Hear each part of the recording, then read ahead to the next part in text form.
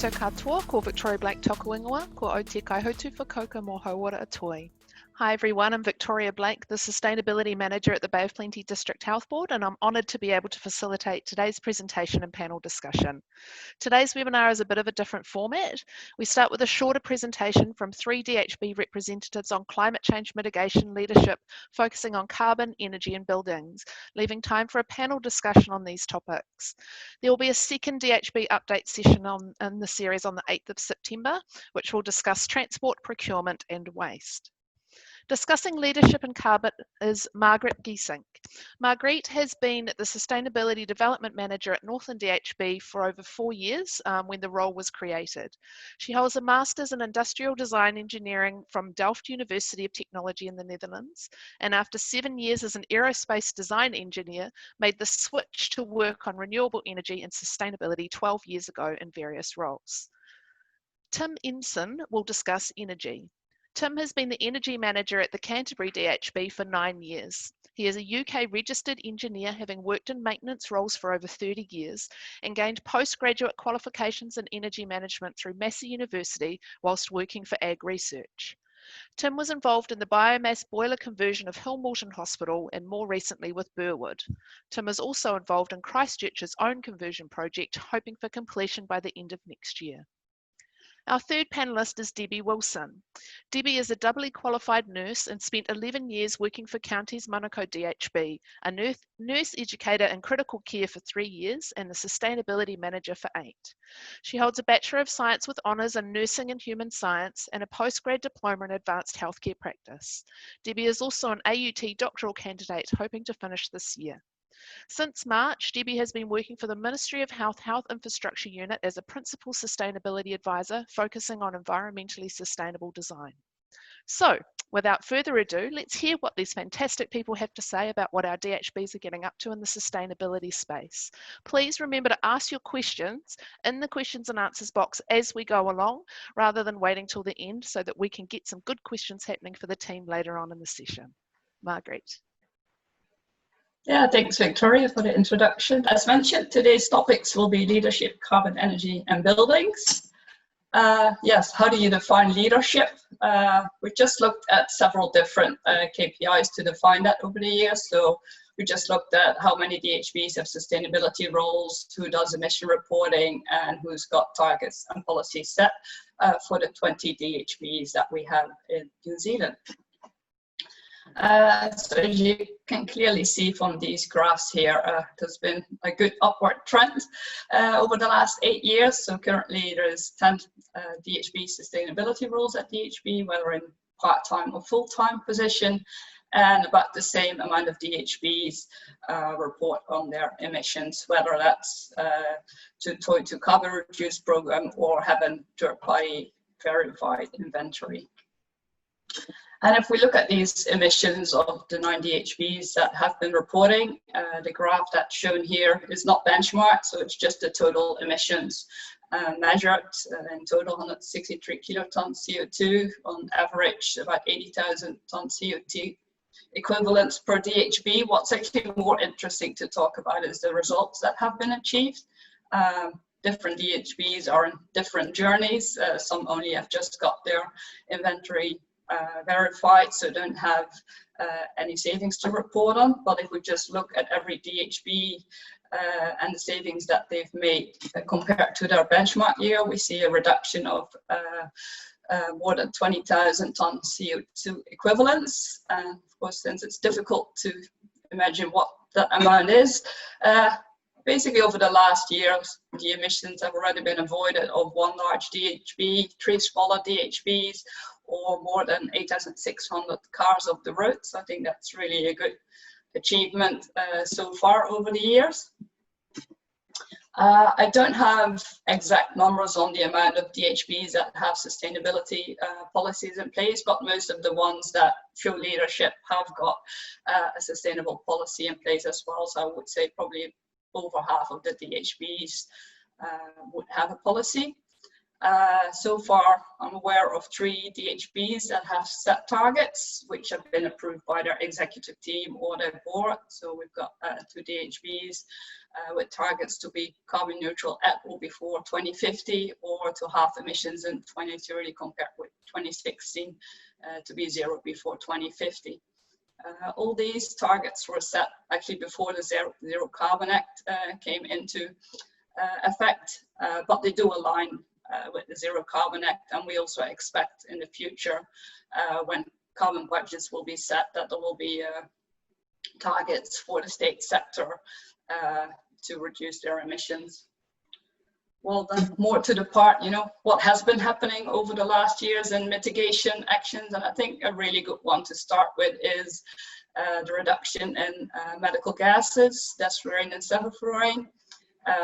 Probably not everybody aware, but it's 1 little bottle of desflurane is the equivalent of emissions of a car trip from Nordland to Invercargill and back. And several DHBs have shown such good leadership in this space. Counties, Dunedin, I know our DHBs have reduced their consumption like 65 to 75% compared to several years ago. And this is also one of those initiatives that has got financial savings as well. So it's really good development, and also good to mention that this was mostly clinician driven. Another one when we talk about carbon is the Meat-Free Monday initiatives. If we look at emissions from food, most of the DHBs haven't included this in their footprint. But the ones that have done the calculations, it would end up in the top 5 of emissions. So at the moment, there's 2 DHBs that have implemented Meat-Free Mondays in their staff cafes last year, and there are several other DHBs that are in trial phase for this. Another trend that started in 2019 is carbon offsetting. So at the moment, Northern DHBs offsets their patient flights and purchases carbon credits from New Zealand native forests, and at Canterbury DHB, as most staff can claim their flight offsets. So that was sort of the highlights of leadership and carbon. So I'll let Tim continue. We're looking at energy sources for the DHBs in this slide. Energy use for heating is currently the highest emission source for most DHBs, but there is a big difference between the North and South Island on the sources of this energy. Reticulated natural gas is available for most North Island DHBs, but not available on the South, and with up to 50% more heating degree days in the South. Traditionally, cheap coal is used by all South Island DHBs, but the emission trading scheme charges are now increasing costs dramatically for coal. Diesel is used on small rural hospitals and as backup to the main boilers and for generators. Electricity, mostly with heat pumps, but with some electric boilers or direct heating is used. But biomass has started to gather momentum now in the South, and there is some geothermal in the North Island. ECA and the DHBs. ECA have provided financial support for energy saving projects to most DHBs, and 11 out of 20 have collaboration agreements with ECA. The government state sector decarbonising fund managed by ECA has also provided funding for several DHB projects, with the next round closing in November. ECA's funding normally has a requirement of kilowatt hours saving rather than carbon emissions. So all DHBs are doing some work on energy efficiency. 3 out of the 20 DHBs have a full-time energy manager, and most DHBs are working on energy efficiency projects with LED lighting upgrades, continuous commissioning, energy audits, and monitoring and targeting projects. So this is one project. Several DHBs have used this 2+ water treatment system that uses electrochemistry rather than chemicals to reduce scaling in chilled water heat exchangers and cooling circuits. This eliminates the chemicals and reduces the water needed to flush out. So it saves on water users, keeps the chiller heat exchanger surfaces clean, and so saves energy. Next. Just going back to that energy source theme, fuel switching in the South Island, 50% of the CDHB's emissions come from coal. And the other South Island DHBs will be similar. But we have all been working on alternatives for some time with, on the top left, 6 megawatts of biomass steam boilers at Burwood Hospital in 2016. In the middle, 1.5 megawatts of low temperature hot water biomass at Hill Morton. And similar for the Southern DHB at Waikerie Hospital on the right. The heat pump at the bottom corner is similar, is what will be replacing 3 megawatts of coal boilers at Ashburton Hospital. And then on the left is the 3D model of the 16 megawatt biomass energy centre for Christchurch Hospital that will hopefully be commissioned at the end of next year. Nelson Hospital have been using landfill gas for more than a decade to reduce their reliance on coal consumption. Dunedin Energy Centre, although it's being replaced, has been using wood chip in one of their coal boilers instead of coal for a similar amount of time. And the new Buller Hospital will have heat pumps rather than coal on the existing building. Over to you, Debbie. Yes, I'll talk to these slides because last year EGA launched the Energy Transition Accelerator program, so several DHBs have jumped on board, and during the COVID period we've done this feasibility as well. So it basically consists of trying to develop pathways and long-term investment plans to lower the emissions from energy. So what we first did is map all our gas, heat, steam and equipment throughout our hospitals. We've done one for electricity as well, but this picture is showing the one from gas, just looking in yellow where the gas flows, where steam is created, and then up to the equipment from cooking pots in the kitchen to ironers in our laundry. And with this analysis, basically develop pathways and feasibility to see what projects we could execute to lower emissions in those areas. So that sort of gave us different types of graphs. The one shown here is the marginal abatement cost curve, with on the vertical axis the life cycle cost of projects, and on the horizontal axis the emission reductions. So it shows all your projects on the left below the line are ones that also have financial savings, and the one on the right are your more expensive projects. So you would give those low priority, and also with this project over the next 10 years looked at, you know, what type of investments do we need to make in the next 10 years to be able to fund these projects to lower our emissions. And yeah, we've just finished this result, so we're just at the stages of looking how we're going to progress with the results that we have in executing these projects. Thank you, Marguerite. Thank you, Tim. So what will hospitals be like in the future? And makes you wonder, doesn't it? Because, you know, you just heard from our esteemed colleagues that they're switching from fossil fuels to cleaner energy, trying to lower their emissions, their operational emissions. So actually, if we build in some sound environmental sustainability design principles into our new buildings going forward, obviously we're going to have technological advancement in between the next few decades, but actually we need to decarbonize our new hospital builds, so we won't be in this situation in the next few years.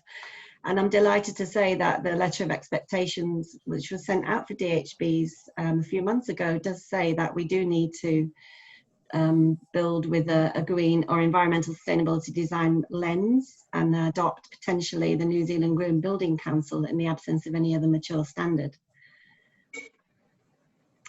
So the next question is, okay, what's happening with regards to green healthcare infrastructure? If you look at Australia, we didn't have the exact number, but there are a lot more Green Star rated hospital buildings over in Australia.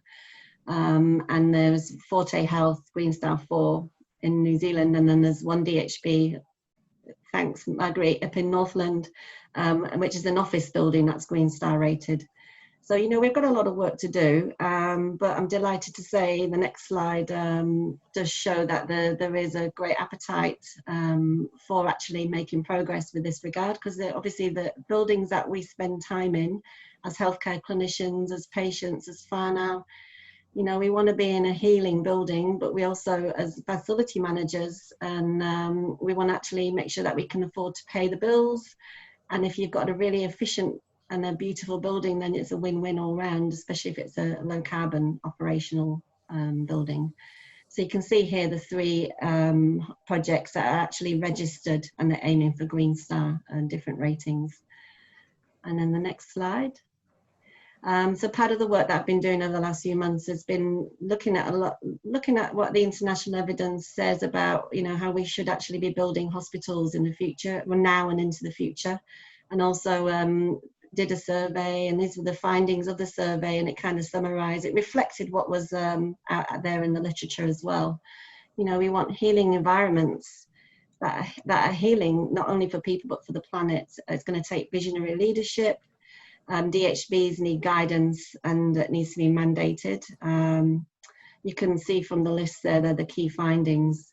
Whole of life design, supply chain impacts are very important, and to see this as a program of work rather than, the problem is with the funding models, it's the capex is often split out from the opex, so you know, you actually need to match that all together, and the measurement and performance at every stage to evaluate it's very important, especially when we're on a learning journey. On the next slide.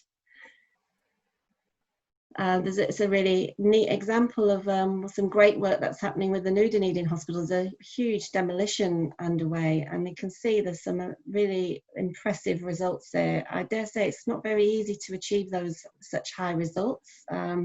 There's quite a lot of regional differences in what you can actually do, how you can deal with your waste across the country. I know in Auckland it's kind of, there's more suppliers up in Auckland that can actually deal with demolition waste. I know it's pretty tricky down there, so that's got to be really commended.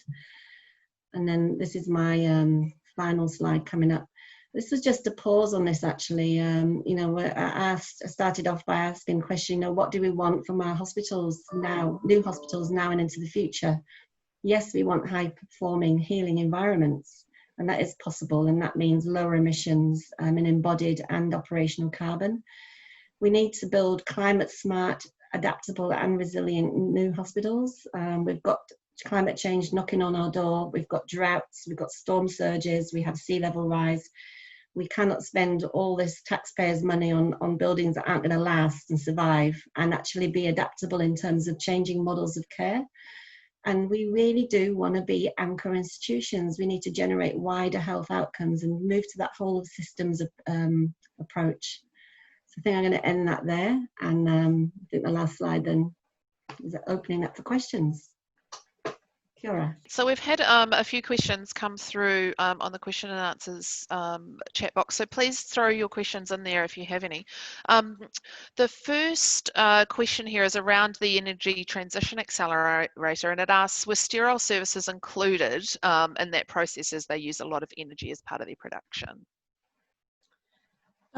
Yes, I can, because we did include the sterilizing unit, but I think actually one of the surprising results from the energy transition accelerator analysis that we did on steam and heat is that the sterilizing unit was actually a really small part of the total steam that we used. Most of the steam that we use is actually for hot water heating and our laundry. So if you look at in the future, you wouldn't build hospitals with that amount of steam.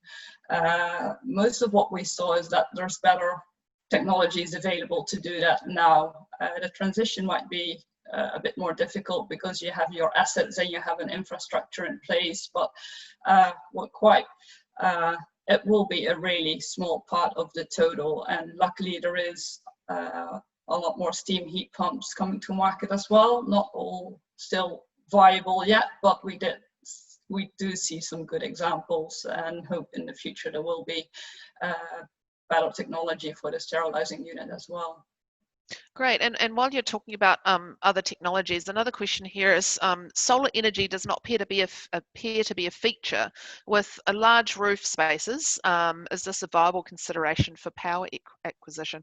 Debbie, do you know much about what's going on with the solar space? I could answer, but I might defer to Tim as an energy manager. Would you like to answer that, Tim? You'd probably be much more knowledgeable than me on that one. Well, we have looked at it, and we've mainly concentrated on getting rid of the coal, which is the highest carbon emitter. Electricity is quite low in carbon emissions, and in terms of economics, they have quite a long payback. So we're keeping an eye on them, and we think that at some point they will be viable for us, probably on the smaller rural hospitals that have the lower use of the higher rate for their electricity. But at the moment, I think it's about a 16-year payback. So I can maybe talk to it as well, because we have looked at solar, and actually for a lot of our district hospitals in the north, it does seem to become financially viable now. We've had some offers for power purchase agreements which are actually below our electricity purchase price. So we are actively looking into it. Some of the problems that we encounter on it, the quality of the roofs, for example, like, are we going to install solar panels on all the roofs? Does it make more sense to maybe use the space that we have in rural hospitals? But I think this is, for us, it is something that we're actively looking into pursuing. Great. So here's another good, nice curly one for you. I'm curious if any of the presenters can speak on how DHBs can reduce their impact through community building. Supporting communities to improve their well-being will decrease their medical need. So do DHBs factor this form of preventative medicine into their plans to reduce carbon footprints? I'll take a punt at that one. That's a great question. Yes. Look, that's kind of the gold. That's what you want to achieve. That's facilitating community resilience and community health and well-being, preventing disease forming and reducing the health demand in the future. That's exactly what you want to do. I mean, the prime example here would be to encouraging communities to grow their own food, eat much healthier, locally grown produce, accessibility to affordable, healthy food, because we all know number one problem here is obesity, malnutrition, and climate change, which is termed as a global syndemic. And if you actually tackle those three as one, because they need the same kind of approach, system approach. So actually, giving your community or facilitating growth in that kind of health literacy area is really vital. Now, whether we can measure the impact of that in our carbon footprints, I don't think we can, but that is all about actually creating better outcomes and wider outcomes, not just for your DHB, but for your wider community and your planet. Don't know whether that answers the question. But. Great, thanks, Debbie. There's quite a few questions coming through now, so I'm doing my best to sort of get across them, so just bear with me. So I've got a question here from Rick. He's asking, how are we linking clinical strategies such as care in the community and virtual access to healthcare? And what does this mean for central large hospitals? I can talk probably a little bit to it. It links also up with Debbie previously said on community, because that's indeed the holy grail. You don't want to need that hospital. But at the moment we're also developing our new health services plan that looks at clinical services up to 2040, and I do see a lot of equal goals in that, because it is more aligning with different models of care closer to home, indeed pushing more care to the community and prevention of disease. So I think I don't see a lot of competing interest there. I see a lot of pathways from different perspectives that actually lead to the same positive result. But yeah, it does mean that in all our health strategies and other plans, where we plan our buildings in the future, we need to think of these types of things. Yeah. Great. So there's a question here from Nicola, and she's asking, where's the energy and driving forces coming from for these innovations and efforts? So DHB management, individuals, the healthcare industry, investors and financing, or through regulation and political will? Who wants to have a go? Debbie, do you want to have a go at that one? Have a go at that one. That's another good question, isn't it? Look, a lot of us have been working in this space for many years, and I think that's fair to say initially the driving force actually came from the shop floor, from the staff and the healthcare workers, from people as citizens, as global citizens. But over the last few years, we've got driving force coming from our central government and our, the Ministry of Health, and it's been fantastic to see that shift and that support, and the universe, the stars are aligned, so to speak. So it's actually coming from a lot of different top down and bottom up drivers. It's not plain sailing. It's still business as usual is still kind of, it's a bit of an obstacle that you have to overcome, because it is, changing, for instance, from the linear to the circular economy doesn't happen overnight, right? So, you do have to be change agents, but you work where there's a path of least resistance, and there's certainly a lot of energy, enthusiasm and passion abound with this work. Great. So leading on from that, Marguerite, what do you think is the main barrier in engagement to environmentally sustainable practice? Gosh, difficult one.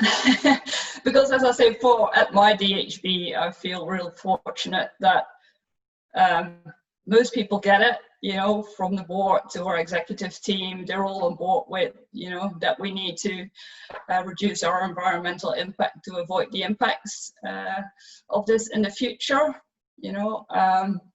So I think most of the current barriers actually still come down to finance, unfortunately. You still have to compete against, are we gonna buy new clinical equipment, or are we gonna buy EVs? You only had a certain pot of money, and how are you gonna spend it? So just looking from my DHB, there is enough will. It's just, do we have the means to do it, and actually to do it quick enough? Because that's where I feel the biggest challenge is. We know we can do it, but can we do it fast enough? Sure, thanks, Marguerite. And we'll finish on a question for Tim. Hopefully you can answer this one. So Alex is really interested to hear about Buller Hospital moving away from coal, wondering how it happened politically, how such a decision can drive broader conversations around the impacts of coal and just that transition in that community.